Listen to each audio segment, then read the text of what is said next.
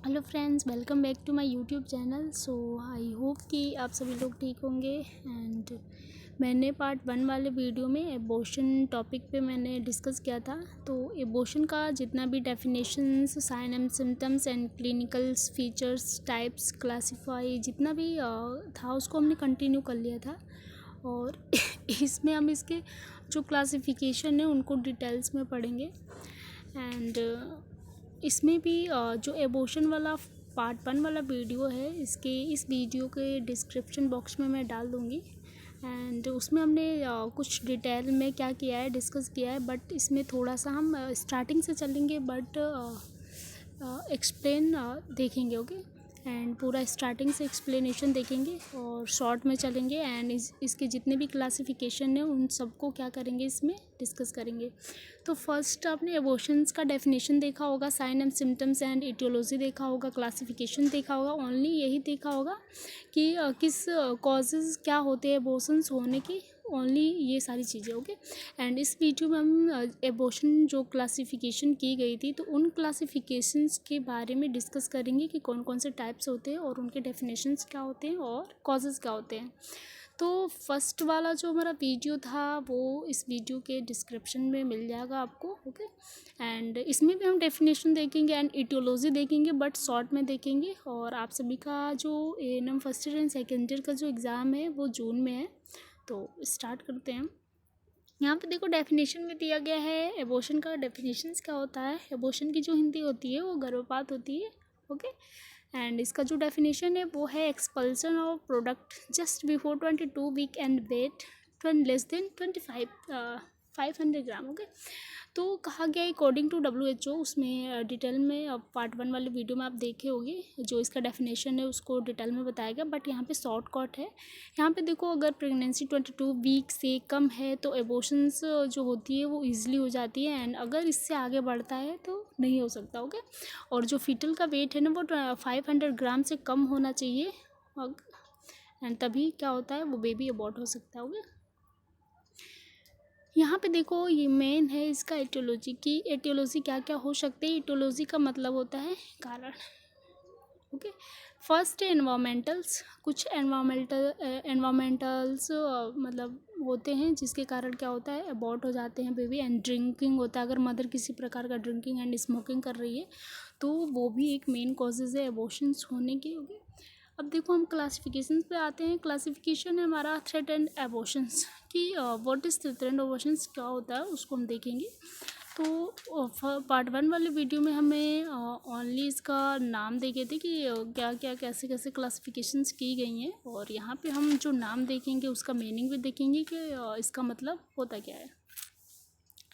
तो आपने देखा थ्रेट एंड एबॉर्शन, तो देखो ये एबॉर्शंस का प्रोसेस तो स्टार्ट हो जाती है और उस लेवल तक पहुंच जाती है जहां से हम प्रेगनेंसी को कंटिन्यू कर सकते हैं। ओके, तो बिल्कुल इजी तरीके से आपको यहाँ पे बताया गया है कि what is threat and abortions. तो क्या होता है, यहाँ पे जो एबॉर्शन का प्रोसेस है ना वो स्टार्ट हो चुका है, लेकिन इसको क्या किया जा सकता है, ये उस लेवल तक पहुँच गया है। तो इसमें क्या कर सकते हैं, अगर मेडिसिन चल रही हैं तो प्रेगनेंसी को वो वोमेन कंटिन्यू कर सकती है, उस टाइम पे बेबी को अबॉर्ट नहीं कराना पड़ेगा। तो this is threat and abortion. Okay, and इसके सिम्टम्स कुछ हैं वो आप देख लो यहाँ पे। लेस वजाइनल ब्लीडिंग, मतलब कि वजाइनल ब्लीडिंग होगी बट कम होगी। एंड सर्वाइकल ओस जो है वो क्लोज रहेगा, क्लोज होएगा तभी बेबी अबॉर्ट नहीं हो पाएगा और क्या होती है, प्रेगनेंसी को कंटिन्यू की जा सकती है।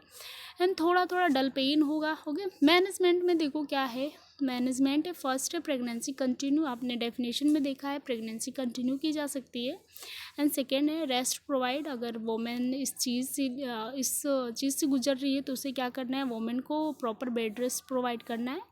और इंजेक्शन मेडिकेशंस में क्या डायज़ेपाम चलेंगे 5G BD and avoid coitus act. Okay, तो सेक्सुअल जितने भी चीज़ होती हैं उनको अवॉइड करना है। अवॉइड हैवी वर्क, कोई भी हैवी वर्क नहीं करना है। And pressure perineal pads. Okay, so आपको यहाँ तक समझ में आया हो। अब हमारा आता है second, inevitable abortions. What is inevitable abortions. Okay, हमने क्लासिफिकेशन में फर्स्ट देख लिया थ्रेट एंड एबॉर्शन की क्या होता है और इसके सिम्टम्स एंड मैनेजमेंट भी देख लिया।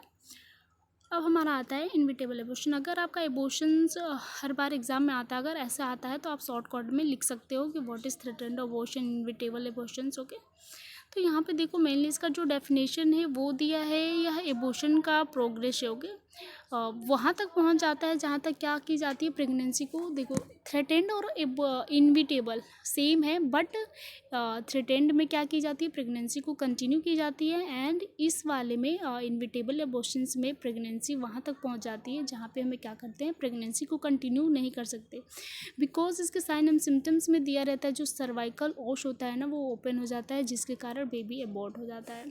एंड जो वजाइनल ब्लीडिंग होती है वो मोर वजाइनल ब्लीडिंग होती है मोर देन, एंड सीवियर क्या होता है, पेन होता है। ओके, मैनेजमेंट में देखो क्या करेंगे, इसका मैनेजमेंट मतलब first second and third trimester में डिवाइडेड है। तो फर्स्ट ट्राइमेस्टर है, तो आपको पता होगा कि प्रेगनेंसी से रिलेटेड फर्स्ट ट्राइमेस्टर कौन सा होता है, second trimester and third trimester. तो 1 से 2 से 3 वीक तक क्या होता है, फर्स्ट ट्राइमेस्टर होता है। तो यहाँ पे क्या होती है ना, DNC dilated and curettage suction evacuations. अगर प्रेगनेंसी बेबी अबॉर्ट हो रहा है तो यहाँ पे DNC कराते हैं। DNC का जो फुल फॉर्म होता है वो क्या होता है, सर्विक्स जो होती है वो डायलेट करके क्यूरेटेज मतलब कि खरोच के निकाला जाता है। दिस इज़ ये प्रोसीजर। ओके, एंड हमारा सेकंड आता है सक्शन एंड इवैक्यूएशंस। हमें क्या करना होता है, सक्शन और इवैक्यूएट करके बेबी को अबॉर्ट करना पड़ता है। ओके, जो फिटस का जो मतलब जो बच गया है रिटर्न में, उन्हें क्या करना होता है, इक्वेट करके निकालना होता है। एंड सेकंड ट्राइमेस्टर में देखो क्या होता है, oxytocin injections 40 mg international unit सी विद 500 ml NS एंड कोडोमिनेट्स।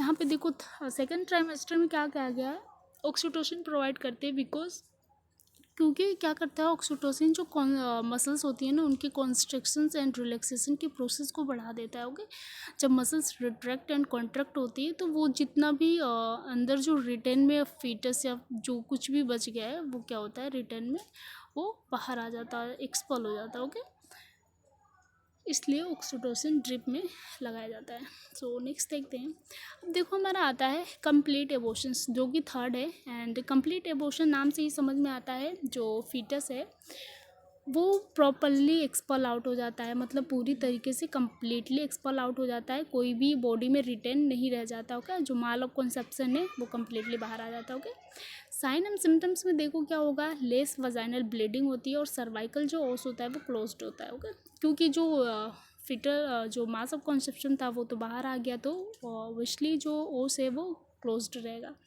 अब देखो इनकम्प्लीट एबॉर्शन, आपको यहाँ पे भी नाम से समझ में आ रहा होगा कि जो इनकम्प्लीट एबॉर्शन है उसमें जो मास ऑफ कंसेप्शन होता है वो रिटेन में रह जाता है, जिसके कारण इसे हमें इनकम्प्लीट एबॉर्शंस कहा जाता है। अब देखो साइन एंड सिम्टम्स में क्या दिया है, मोर ब्लीडिंग एंड सर्वाइकल ओस ओपन। जो ओस होती है वो ओपन होती है और ब्लीडिंग काफ़ी होती है। मैनेजमेंट मेन होता है हर चीज़ का, तो यहाँ पे आपका मैनेजमेंट है कम्प्लीटली और इनकम्प्लीटली एबॉर्शन का मैनेजमेंट DNC करेंगे। DNC मैंने बताया कि क्या करेंगे, सर्विक्स को डायलेटेट करके एंड क्यूरेटेज करेंगे, ये प्रोसीजर है। तो इस तरीके से जो माल ऑफ कंसेप्शन यूट्राइन कैविटी में रह जाता है तो उसको क्यूरेटेज करके बाहर निकाला जाता है।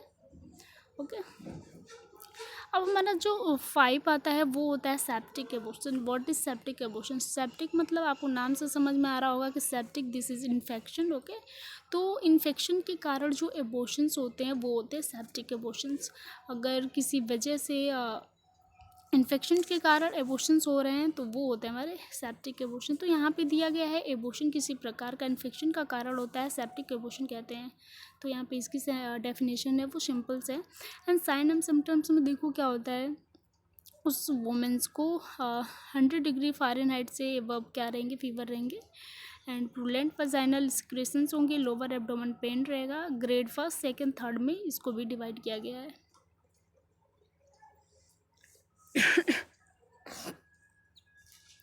मैनेजमेंट में देखो क्या करेंगे, एक्सपल्सन ऑफ प्रोडक्ट्स एंटीबायोटिक, क्या करना है, एंटीबायोटिक प्रोवाइड करना है वुमेंस को, ताकि इन्फेक्शंस जो भी इम्प्रूव हो रहे हैं उनको वहाँ पे क्या स्टॉप किया जा सके। इसके लिए थेरेपी भी चलाई जाती है, पेनिसिलिन है। ओके, ये जितने भी आपको इंजेक्शंस मेडिसिन दिख रहे हैं वो सारे एंटीबायोटिक हैं जो कि बैक्टीरिया को किल करने के लिए प्रोवाइड की जाती हैं और इन्फेक्शन को वहीं पे क्या कोई प्रिवेंट किया जाता है। अब हमारा आता है रिकरेंट एबॉर्शन जो कि सेकंड वाला है क्लासिफिकेशंस में। रिकरेंट का मतलब होता है बार बार एबॉर्शंस हो जाना। मिस्ड एबॉर्शन अब जो मेन था वो बता दिया गया है। एंड मिस्ड एबॉर्शन में देखो जो एबॉर्शन होता है वो पता नहीं चलता है, हो जाता है एंड बाद में आप डॉक्टर के पास जाते हो, अगर ब्लीडिंग होती है तब वो डॉक्टर बताता है कि this is missed abortion. Sign and symptoms में देखो दिया है नो इंक्रीज फंडस हाइट, जो फंडल हाइट है जो एब्डोमेन का हाइट है वो इंक्रीज नहीं होता है एंड प्रेगनेंसी के जो सिम्टम्स हैं वो नहीं आते एंड नो वजाइनल ब्लीडिंग, कोई भी वजाइनल ब्लीडिंग नहीं होता है एंड फीमेल को पेन भी फील नहीं होता है। This is missed abortions. Okay, इस कंडीशंस में भी डीएनसी का प्रोसीजर किया जाता है सर्विक्स को डायलेटाइज करके एंड क्यूरेटाइज करके जो कंसेप्शंस यूट्राइन कैविटी में रहता है उसको क्या करते हैं, एक्सपेल आउट करते हैं। ओके, अब हमारा सेकेंड आता है इंड्यूस्ड एबॉर्शंस क्या होते हैं। सो फ्रेंड्स हमारा जो एबॉर्शंस वाला पार्ट 2 वीडियो है वो कंप्लीट हो गया है। पार्ट 1 वीडियो इस वीडियो के डिस्क्रिप्शन बॉक्स में मिल जाएगा। अगर आप चाहो तो इससे भी अपना एबॉर्शन से डेफिनेशन से रिलेटेड हर चीज़ दी गई है, ये भी एक पूरा प्रॉपर वीडियो, बट मैं इसका पार्ट 1 वाला वीडियो इस वीडियो के डिस्क्रिप्शन में डालूंगी बिकॉज उसमें आपको अच्छे से समझ में आएगा। धन्यवाद।